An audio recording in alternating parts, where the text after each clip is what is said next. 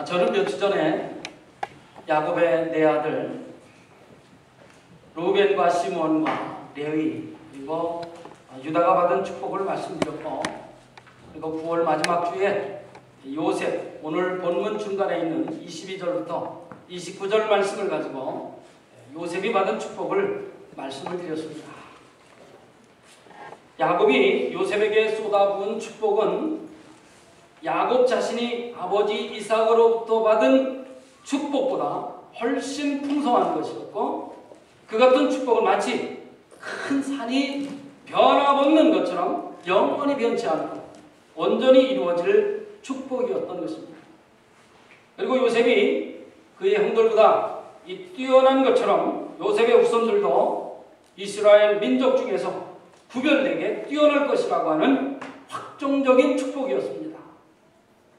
오늘 우리가 읽은 본문은 야곱의 나머지 아들 7 아들들에 대한 축복의 모습입니다. 이로써 야곱은 자신의 12아들 모두에게 축복했습니다. 그런데 우리는 여기서 그 어느 축복도 다 똑같은 것이 없다는 사실을 알 수 있습니다. 그는 아주 다양하게 아들들을 축복했습니다. 그렇다면 왜 야곱은 12아들들을 요셉이나 혹은 유다처럼 그저 잘 되라고 축복하지 않고 왜 각각의 다른 복을 빌어주었을까 하는 점입니다. 그것은 만약 12지파가 모두 다 똑같은 축복이 임한다면 시대가 좋을 때는 상관이 없습니다.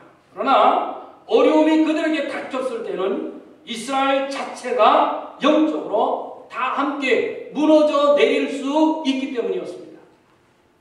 하나님께서는 구약시대부터 다양한 특성을 가진 이 교회의 모습을 준비하신 것도 다 이런 이유에서였습니다. 야곱은 그 어떤 상황이 닥친다 할지라도 이스라엘이 끝까지 존속할 수 있도록 아주 다양한 축복을 자식들에게 했던 것입니다. 그래서 큰 지파뿐만 아니라 작은 지파, 그리고 적극적인 지파뿐만 아니라 소극적인 지파도 야곱에게는 아주 중요한 이유가 되었던 겁니다. 오늘 우리가 읽은 본문은 12지파 중에 5지파를 제외한 루벤과 시몬과 레위와 그리고 유다 그리고 요셉을 제외한 7지파에 대한 축복을 기록하고 있습니다. 오늘 먼저 49장 13절부터 18절까지 좀 깁니다마는 제가 천천히 읽겠습니다. 스불론은 해변에 거주하리니 그곳은 뱀에는 해변이라. 그의 경계가 시돈까지로다. 이사가는 양의 우리 사이에 꿇어앉은 건장한 나귀로다. 그는 쉴 곳을 보고 좋게 여기며 토지를 보고 아름답게 여기고 어깨를 내려 짐을 메고 앞제 아래에서 섬기리로다. 다는 이스라엘의 한 지파같이 그의 백성을 심판하리로다. 다는 길섭의 뱀이요 샛길의 독사로다. 말굽을 물어서 그 탄자를 뒤로 떨어지게 하리로다. 여호와여 나는 주의 구원을 기다리나이다. 야곱이 아들들을 축복한 내용은 사실 너무 함축적이고 그리고 추상적이기 때문에 이로서는 아무리 읽어보아도 그 구체적인 의미를 사실 우리들로서는 파악하기가 어렵습니다. 마치 서울 가서 김서방이 어디 있습니까 찾는 것과 같습니다. 그러나 그 의미를 우리가 좀 더 쉽게 이해하기 위해서는 이렇게 생각하시면 좋겠습니다. 어떤 사람이 돈이 많이 있습니다. 그래서 이 돈을 어디에가 투자하기를 원합니다. 그런데 만약 한 곳에 다 투자하게 된다면 경기가 안 좋거나 문제가 생겼을 때 그만 다 망해버리고 말 것입니다. 그러나 돈을 서너 군데 분산해서 부동산에도 투자하고 혹은 은행에도 투자하고 뭐 여러 가지 분산해서 한 서너 군데 투자를 했다면 한 곳이 경기가 안 좋아 이자나 다른 것을 못 받는다 할지라도 다른 곳에서 그것을 충당해낼 수가 있습니다. 지금 야곱은 12아들들을 영적으로 합해서 하나로 보고 있습니다. 그들은 모두 하나님의 백성으로서 같은 신앙 고백을 가지고 있고 한 생명으로 기름 부음 받았고 한 교회 안에 소속되어 있는 것으로 보는 것입니다. 즉 야곱의 아들들은 교회도 하나고 신앙도 하나지만 그러나 그 다스리는 형태나 조직은 각 지파별로 다양할 수 있다는 사실을 보여주고 있습니다. 이것을 우리는 에베소서에서 잘 찾아볼 수 있습니다. 에베소 4장 4절부터 5절까지입니다. 제가 읽습니다. 몸도 하나요 성령도 한 분이니 이와 같이 너희가 부르심의 한 소망 안에서 부르심을 받았느니라. 주도 한 분이시요 믿음도 하나요 세례도 하나요. 여기서 말씀하는 것이 무엇이겠습니까? 진정한 구원이라고 하는 것은 하나밖에 없다. 진정한 믿음도 하나뿐이다라는 말씀입니다. 믿음은 여러 개일 수가 없습니다. 하나가 믿음이면 다른 하나는 믿음이 아닙니다. 우리에게는 성경에 증거된 예수님 이외에 다른 주님이 없습니다. 다른 하나님이 없습니다. 계속해서 에베소서 4장 16절에 보면 이런 말씀이 있습니다. 그에게서 온 몸이 각 마디를 통하여 도움을 받음으로 연결되어 결합되어 각 지체의 분량대로 역사하여 그 몸을 자라게 하며 사랑 안에서 스스로 세우느니라. 에베소서에서 하시는 말씀은 이런 말씀입니다. 몸은 하나라는 거죠. 몸은 하나지만 그러나 몸에는 여러 지체가 있다는 것입니다.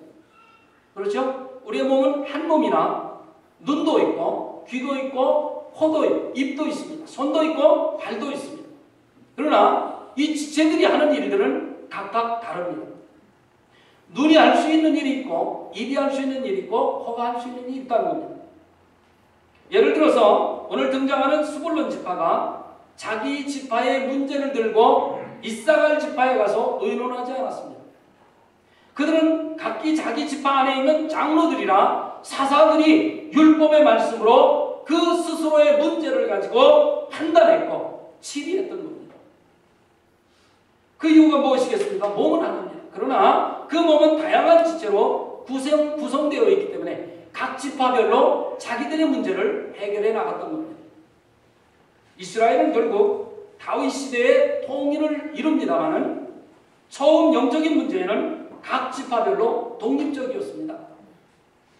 물론 정치적으로는 때로는 서로 지파끼리 연합도 했습니다. 그런데 만약 이스라엘 전체를 하나로 묶어 놓았다면 이스라엘을 이끄는 지도자 한 사람이 만약에 영적으로 그래서 부패를 했다면 이스라엘 전체가 모두 다 부패하고 말았을 것입니다. 그러나 각 지파별로 독립을 시켜놓게 되면 어느 한 지파가 잘못해서 영적으로 타락한다 할지라도 나머지 지파는 살아남게 되는 겁니다. 이스라엘은 똑같은 율법과 똑같은 신앙을 가지고 있었습니다마는 이들을 각기 독립하게 하신 이유가 바로 이 영적인 부패를 막기 위함이었습니다. 저와 여러분들은 하나님 앞에서 모두 다 죄인들입니다. 그렇기 때문에 어디엔가 통제를 우리들도 받아야 한다는 말씀입니다. 만약 우리가 어느 한 누구의 통제를 받지 않는다면 그 자유를 위해서 우리는 엄청난 파멸을 가져올 수도 있습니다. 그래서 우리 그리스도인들은 자기 주관적인 생각에 따라 판단해서는 안 될 것입니다. 구체적인 교회에 소속이 되어져서 하나님의 말씀의 가르침에 순종해야 하고 그 방법에 따라서 문제를 해결해야만 합니다. 그것이 상황이 어려울 때 자기도 사는 방법이고 다른 사람도 살리는 방법이기 때문에 그렇습니다. 사람과 사람 사이는 항상 좋을 수만은 없습니다. 한번 관계가 좋았다가도 관계가 악화되게 되면 전에 사이가 좋았던 만큼 사이가 벌어지는 것이 인간관계입니다. 사람 안에는 다 자기 중심적인 성향이 있기 때문에 그렇습니다. 내 생각과 내가 가지고 있는 어떤 경험 이런 것들만을 먼저 생각하기 때문에 이런 일이 벌어집니다. 다른 사람의 입장에서는 먼저 생각하지 않습니다.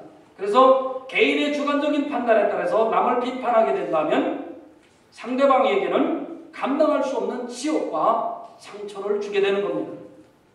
심지어는 그의 영혼까지도 죽일 수 있습니다. 그래서 우리는 자신이 속한 교회의 제도를 따라야만 합니다. 그런 이유 때문에 이스라엘은 여러 지파가 필요했고 다양한 축복이 필요했던 겁니다. 그래서 야곱은 12아들들에게 다양한 축복을 했던 겁니다. 야곱은 다양한 축복을 각 지파에게 했는데 여기에는 몇 가지 특징이 있다는 것을 우리가 잘 알 수 있습니다. 먼저 처음에는 보잘것없었지만 나중에는 상당히 번성하는 지파들이 있었습니다. 그 대표적인 지파가 갓 지파와 베냐민 지파입니다. 오늘 본문 19절 보겠습니다. 19절을 건너뛰어서요. 19절부터 봅니다. 갓은 군대의 추격을 받았으나 도리어 그 뒤를 추격하리로다. 우리는 갓에 대해서, 갓 지파에 대해서 구체적으로 잘 알 수는 없습니다. 그러나 갓은 오늘 말씀해 보니까 처음에 힘이 없어서 군대의 추격을 받게 될 것이라는 겁니다. 여기서 군대라고 하는 것은 다른 나라의 군대인지 아니면 각 지파별로 있는 12지파 중에 어떤 군대인지는 잘 알 수 없습니다만은 그런데 갓은 나중에 아주 강대하여져서 도리어 그 다른 군대의 뒤를 추격할 것이라는 것입니다. 그러한 지파가 된다는 겁니다. 예를 들면 처음에는 몇 명이 모여 교회를 시작했는데 날마다 믿는 숫자가 더해지는 교회가 바로 각 지파의 축복이다라고 말할 수 있겠습니다. 우리 앞에 장로교회가 이런 축복의 반열했을 줄로 믿습니다. 아멘. 처음보다 나중에 더 좋아진 지파가 또 있는데 베냐민 지파입니다. 이 베냐민 지파는 신보다는 영성과 성품이라고 하는 측면에서 성숙해짐으로써 다른 지파에 영향을 주었던 것 같습니다. 건너뜁니다. 27절 갑니다. 베냐민은 물어뜯는 일이라 아침에는 빼앗은 것을 먹고 저녁에는 움킨 것을 나누리로다. 일이라는 짐승은 어떤 짐승입니까? 무서운 짐승이죠. 일이는 자기밖에 모르는 짐승이에요. 결코 남을 생각하지 않고 자기중심적인 동물이 바로 일입니다. 베냐민 지파는 약하지도 않았고 부족하지도 않은 지파였습니다. 그러나 그럼에도 불구하고 그는 이 지파는 자기밖에 모르는 지파였고 어떻게 해서든지 남의 것으로 자기 배를 채우려고 하는 지파였습니다. 우리는 뭐라고 그러죠? 양채라고 합니다. 양채. 자기는 손 하나 까딱하지 않으면서 남이 해주는 것만 받아먹으려고 남을 배려하거나 돕거나 희생하지 않는 사람을 우리가 뭐라고 그럽니까? 얌체라고 그러잖아요. 그런데 이런 사람도 나중에 영적으로 철이 들게 되면 얌체족에서 남을 배려하고 남을 돕는 희생적인 사람으로 변할 수 있습니다. 그렇기 때문에 지금 혹시 내 주위에 얌체처럼 행동하는 사람이 있다 할지라도 여러분 미워하지 마십시오. 아직 신앙이 어릴 때문에 그런 겁니다. 조금만 참고 기다리면 아주 훌륭한 주의 일꾼으로 성장할 수도 있습니다. 그러나 얌체처럼 행동하지는 마십시오. 옳은 일 아닙니다. 예수님 제자 중에 요한이라고 하는 사람이 있었습니다. 요한이 이런 사람 부류에 속한 것 같습니다. 요한의 별명이 뭐죠? 예? 마가복음 3장 17절에 보니까 우리의 아들 그렇게 말합니다.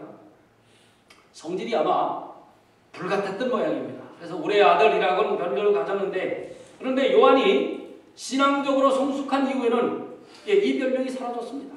오히려 수많은 사람들을 부욕해 한 사람이 되었습니다. 또 마가라고 하는 사람이 있습니다. 마가는 바울을 따라서 선교여행을 떠났던 사람이에요. 그런데 지금처럼 자동차도 있는 것도 아니고 비행기가 있는 것도 아니고 교통수단이 굉장히 불편했습니다. 더군다나 중동 지하방 낮에는 덥고 밤에는 춥기 때문에 아마 마가가 중간에서 그만 이런 너무 힘든 일을 견디다 못해서 포기하고 말았던 것 같습니다. 그래서 그 다음 선교여행을 떠날 때 마가를 데리고 가야 되느냐 말아야 하는 것 때문에 바울과 바나바가 심하게 다투게 됩니다. 결국 바울과 바나바는 이 일로 인해서 각기 제갈 길로 갔고 여행을 따로 갑니다. 그렇게 싸울 정도로 바울은 마가를 불신했습니다. 그런데 나중에 보니까 바울이 디모데에게 편지를 할 때 그렇게 불신했던 마가를 데려오도록 부탁을 합니다. 디모데후서 4장 11절 말씀 제가 읽습니다. 내가 올 때에 마가를 데리고 오라. 그가 나의 일에 유익하니라. 바울은 전도여행을 처음에 떠났을 때 연약해 보였고 그리고 중간에 포기할 수밖에 없었던 이 마가를 놓고 굉장히 불신했습니다. 그런데 나중에 마가가 신앙적으로 성숙한 모습을 보고 그가 자기에게 필요한 인물이라는 것을 알게 됐습니다. 이렇게 나중에 처음에는 미약했지만 나중에는 훌륭한 지파가 있는 반면에 반대로 처음에는 대단했지만 나중에는 비참하게 영적으로 타락한 지파도 있습니다. 단지파가 바로 그런 지파입니다. 오늘 보면 16절, 17절로 돌아가 보겠습니다. 다는 이스라엘의 한 지파같이 그의 백성을 심판하리로다. 다는 길섭의 뱀이요 새끼의 독사로다. 말굽을 물어서 그 탄자를 뒤로 떨어지게 하리로다. 단지파는 분명하게 이스라엘의 한 지파같이 그 백성들 가운데 있었습니다. 다른 백성들을 심판하는 위치까지 있었습니다. 그런 위치에까지 도달했어요. 그 정도로 단지파는 유능한 지파였습니다. 여기서 백성을 심판했다고 해서 단지파가 이스라엘의 재판장이 되었다 그런 뜻은 아닙니다. 이스라엘 중에서도 당시에 사사들이 있었는데 사사시대에 사사들이 있었는데 그 사람들은 백성들의 잘잘못을 가려주기도 했고 실제로 백성들의 상담자 역할도 감당을 했습니다. 전쟁이 나가면 장군 노릇도 했습니다. 하나님의 백성들이 어려움에 빠져 있을 때 그들을 하나님의 지혜로 이끌어주는 역할을 했던 사람들이 사사입니다. 당시 사사들은요 평신도들이었습니다. 어느 날 갑자기 성령이 그들에게 임함으로 말미암아 하나님의 일꾼으로 부름받게 된 사람들입니다. 성령이 충만한 사람들이었어요. 그런데 그렇게 유능했던 단지파 사람들이 나중에는 어떻게 됐다고요? 길섭의 뱀이 됐다. 새끼의 독사가 되었다는 겁니다. 그래서 야곱은 단지파를 축복한 후에 18절에서 이렇게 탄식하며 하나님 앞에 기도를 합니다. 여호와여 나는 주의 구원을 기다리나이다. 이것은 무슨 말씀입니까? 야곱이 단지파가 얼마나 깊이 영적으로 타락할 것인가를 미리 내다보고 하나님의 긍휼을 간구하는 기도 소리입니다.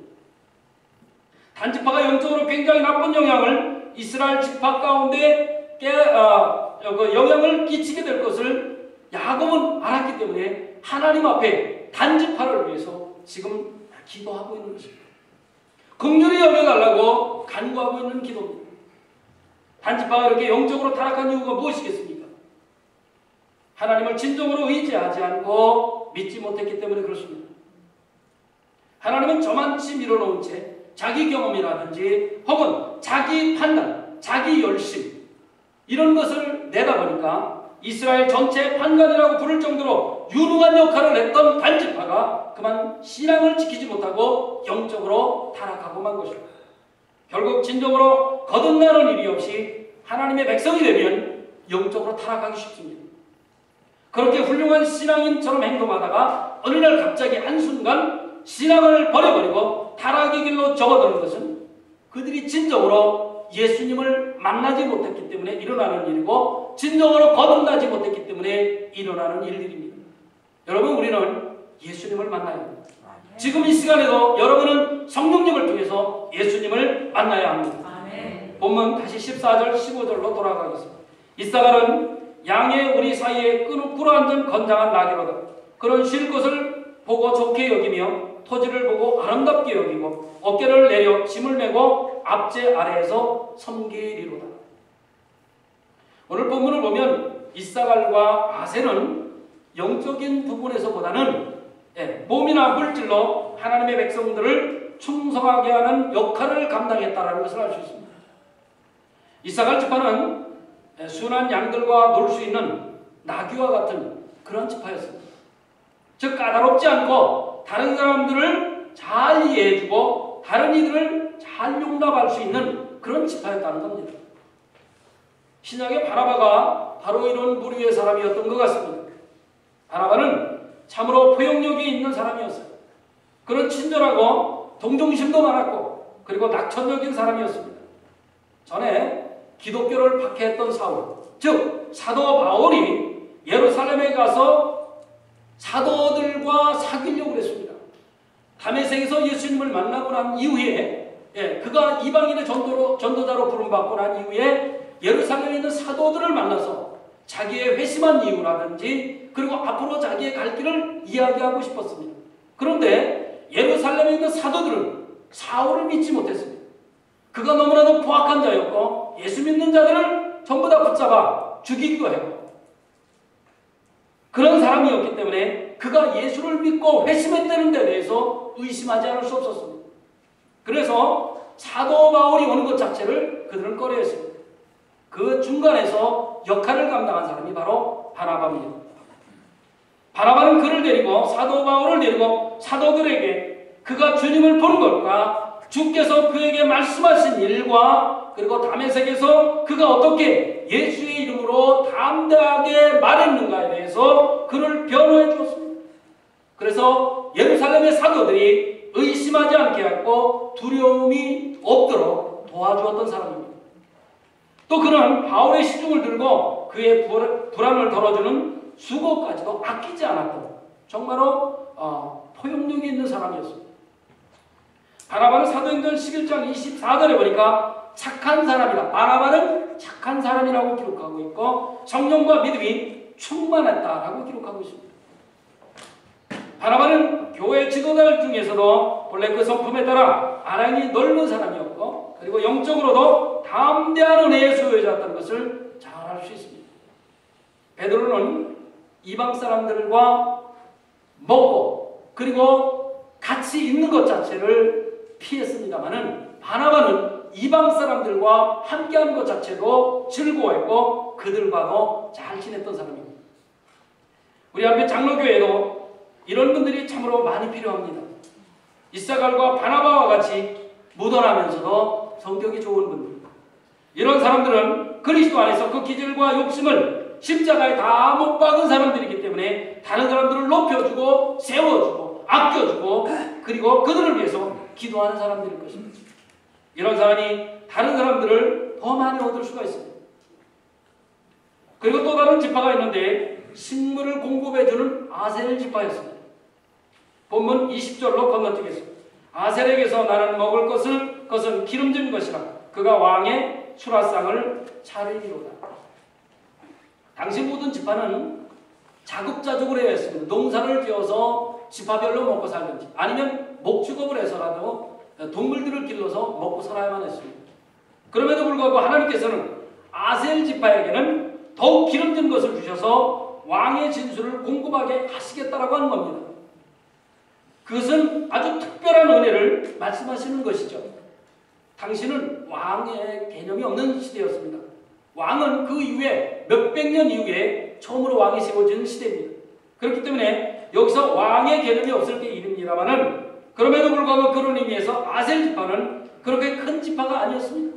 그럼에도 불구하고 왕의 진수를 공개할 것이라고 하는 특별한 은혜를 하나님께서 허락하셨습니다. 하나님의 특별한 은혜를 입은 지파입니다. 교회에서 이런 은사를 가진 사람이 있으면 공동체가 더욱 큰 힘을 얻게 될 것입니다. 교회에 봉사를 해도 아주 특별하고 기쁜 운, 아름답게 하는 사람이고 설교를 들어도 아주 긍정적이고 옥토와 같은 마음을 가진 사람일 것입니다. 우리 교회도 이런 아셀 지파와 같은 아주 특별한 은혜를 입은 성도들이 많기를 주님의 이름으로 축원합니다. 그리고 마지막 두 지파가 있는데 좀 특별한 특징을 가진 지파예요. 오늘 본문 맨 처음 13절로 돌아가겠습니다. 스불론은 해변에 거주하리니 그곳은 뱀에는 해변이라 그의 경계가 시돈까지로다.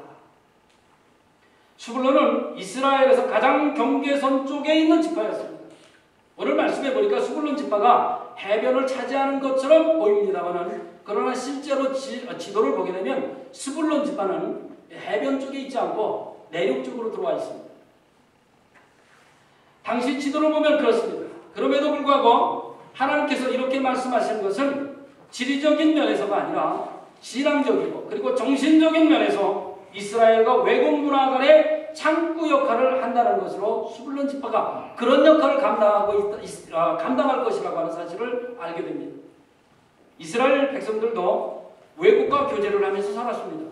단절된 문화 속에 산 것이 아닙니다. 이런 일을 담당하는 지파가 바로 스불론 지파였습니다. 즉 영혼의 항구라고 보아야 할 것입니다. 우리 한미 장로교회가 이러한 영혼의 항구 역할을 감당하기를 원합니다. 지친 영혼들, 좌절하고 낙심한 영혼들, 사람들부터 상처받은 영혼들이 우리 교회에 나와서 말씀을 듣고 상처를 치유받고 삶이 새로워지고 새로운 삶을 살았으면 참으로 좋겠습니다. 저와 여러분 모두가 이런 역할을 감당하기를 원합니다. 또 다른 지파는 납달리 지파였습니다. 21절로 넘어갑니다. 납달리는 노인 암사슴이라 아름다운 소리를 바라는 거다. 이 말씀을 문자적으로 보아서는 안 됩니다. 영적으로 해석을 해야 합니다. 아마도 납달리는 이스라엘 안에서도 기쁜 소식을 전하는 자로 택함받은 것 같습니다. 기쁜 소식을 전하려고 하는 아름다운 마음, 그것이 그들이 받은 축복이었습니다. 이렇게 야곱이 이스라엘 모든 지파를 골고루 축복한 것을 보면 하나님의 나라 안에서 모든 은사들이 골고루 살아날 필요가 있었다는 것을 알 수 있습니다. 야곱은 모든 영역에서 기름 부음 받기를 바라고 있었습니다. 자신의 후손들이 정말 하나님의 놀라운 은혜 속에서 그들이 받은 축복대로 감당하며 후손들이 번창하기를 원했습니다. 그러나 우리가 주의할 것은 있는데 그것은 무엇이냐면 은사라고 하는 겁니다. 은사를 가진 사람이 믿음을 보장해 줄 수가 없습니다. 은사가 많다고 해서 믿음이 좋다라고 말할 수 없다는 겁니다. 믿음과 은사는 별개라고 보아요. 은사와 믿음이 일치하면 참 얼마나 좋겠습니까? 은사가 많은 사람이 믿음도 좋아요. 또 믿음이 좋은 사람이 은사를 많이 받았으면 참으로 좋겠는데 실제로 그렇지 않습니다. 은사와 믿음은 별개로 보아야 합니다. 그래서 은사가 탁월하게 사용된 후에 버림을 받을 수 있는 사실에 우리는 주목해야 할 필요가 있습니다. 수많은 사람들을 구원의 길로 인도했지만 정작 자신은 구원하지 못하는 사람이 있습니다.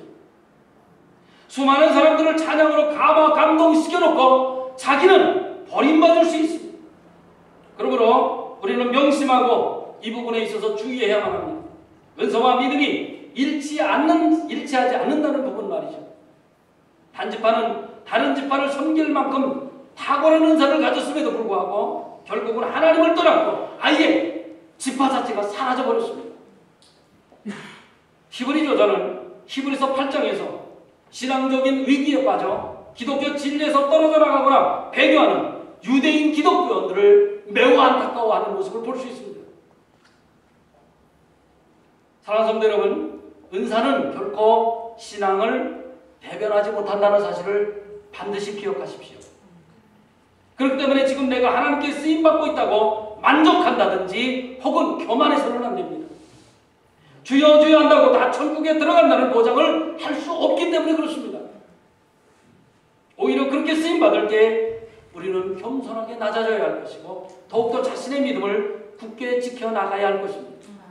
특별히 은사는 나의 만족을 채워주는 도구가 아니라는 사실을 기억하십시오. 나에게 하나님께서 주신 은사는 다른 사람들을 세워주기 위한 것이고 다른 사람의 믿음을 붙들어주는 것에 사용되어져야만 합니다. 그렇기 때문에 때로는 탁월한 은사도 말씀의 통제와 절제가 필요합니다. 말씀에 내 자신을 통제하고 절제해야만 합니다. 저와 여러분들은 은사대로 여러 가지 봉사의 일을 하고 그리스도의 몸을 세우는 자들이 되어야만 합니다. 모든 것은 다 적절하게 쓰임받아야 남용하지 않게 됩니다. 하나님께서 나에게 주신 이 은사는 남을 위한 것이고 삶에서 힘들어하는 사람들을 세워주고 격려해주고 돕게 하시려는 하나님의 선물이라는 사실을 결단코 잊지 마시고 한 주간의 삶에서 주님께서 주신 우리의 은사가 그렇게 쓰임받기를 주님의 이름으로 축원합니다.